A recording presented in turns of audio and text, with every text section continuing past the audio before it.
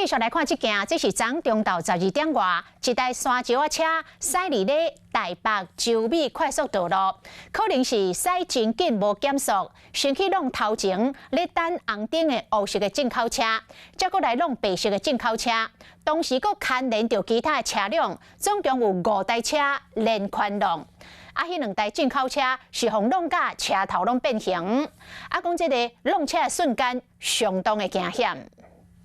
看着红灯，小客车拢停了个，想要到这个时阵，有一台山石车，敢若是无减速，直接弄落。黑色的进口车轰弄出车道，白色的进口车摄氏90度，车身轰弄甲密密冒冒，搁去弄到其他车辆，发生着5车连环弄。 边的民众拢互惊到，撞击声啊，然后就很大的声响出来啊，然后接着就这样下来，就撞得严重，那个要报废了啦，常常发生啦，也不是光昨天而已，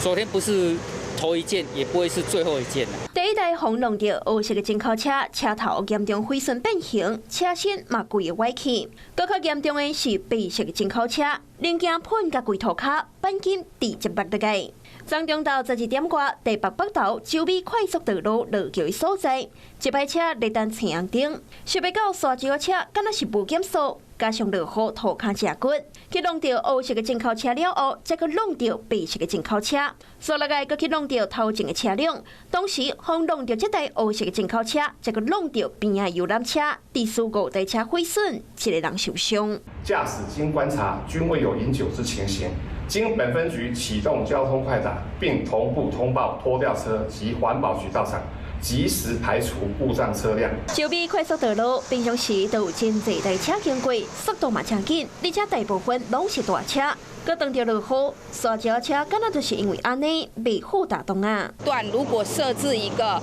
红绿灯警示，说前方已经黄灯要变红灯了，要不然前面的车子都已经